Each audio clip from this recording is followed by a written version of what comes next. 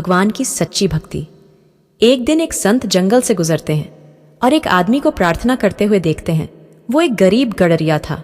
उस गरीब गडरिये आदमी ने फटे पुराने वस्त्र पहने हुए थे और भगवान से प्रार्थना कर रहा था, और मानो महीनों से नहाया भी नहीं होगा, ऐसी दुर्गंध आ रही थी। ऐसा आदमी कभी देखा भी नहीं होगा। वो भगवान से कह रहा है, हे भगवान, तू एक दफ़ा मुझे बुला ले, ऐसी तेरी सेवा करूंगा कि तू भी खुश हो जाएगा।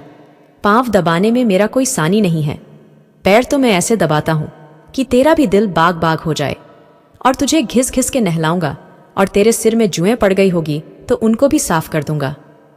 ये बातें सुनकर संत का क्रोध बर्दाश्त के बाहर हो गया कि ये आदमी क्या कह रहा है।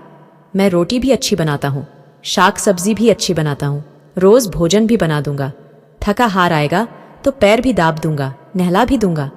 तू एक दफा मुझे मौका तो दे। संत ने कहा, अब चुप, एकदम चुप अज्ञानी, तू क्या बातें कर रहा है? तू किससे बातें कर रहा है? तुझे पता भी है या नहीं वो भगवान है? और उस आदमी की आंख से आंसू बह गए। वो आदमी तो डर गया। उससे कहा, मुझे क्षमा करें, क्या कोई गलत बात कह दी क्या मैंने? संत ने कहा, गलत बात? और क्या गलती हो सकती है इसमें?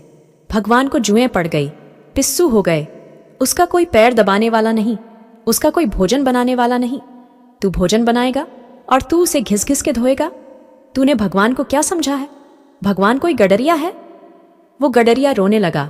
उसने संत के पैर पकड़ लिए। उसने कहा, मुझे क्षमा करो, मुझे क्या पता, मैं तो बेपढ़ा लिखा गंवार हूं, शास्त्र का कोई ज्ञान नहीं, अक्षर सीखा नहीं कभी। यहीं पहाड़ पर इसी जंगल में भेड़ों के साथ ही रहा हूं, गडरिया हूं, मुझे क्षमा कर दो, अब कभी ऐसी भूल नहीं करूंगा, मगर मुझे ठीक ठीक प्रार्थना समझा दो। संत ने उसे ठीक ठीक प्रार्थना समझाई।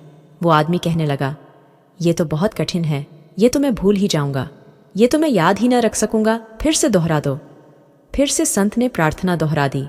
वो बड़े प्रसन्न हो रहे थे कि मैं एक भटके हुए आदमी को राह पर ले आया, और बड़े प्रसन्न भाव से जब संत जंगल की तरफ अपने रास्ते पे जाने लगे तो उन्होंने बड़े जोर की आवाज में गर्जना सुनी आकाश में, और भगवान की आवाज आई, महात्मन, मैंने तुझे दुनिया में भेजा था कि तू मुझे लोगों से जोड़ना, और तूने तो तोड़ना शुरू कर दिया।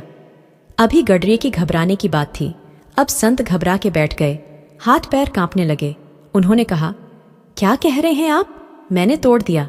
मैंने तो उसे ठीक ठीक प्रार्थना समझाई थी। परमात्मा ने कहा, ठीक ठीक प्रार्थना का क्या अर्थ होता है? ठीक शब्द, ठीक उच्चारण, ठीक भाषा, ठीक प्रार्थना का अर्थ होता है हार्दिक भाव।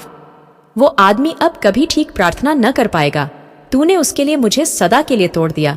उसकी प्रार्थना से मैं बड़ा खुश था। वो आदमी बड़ा सच्चा था। वो आदमी बड़े हृदय से ये बातें कहता था, और रोज कहता था। मैं उसकी रोज प्रतीक्षा करता था कि कब गडरिया प्रार्थना करेगा।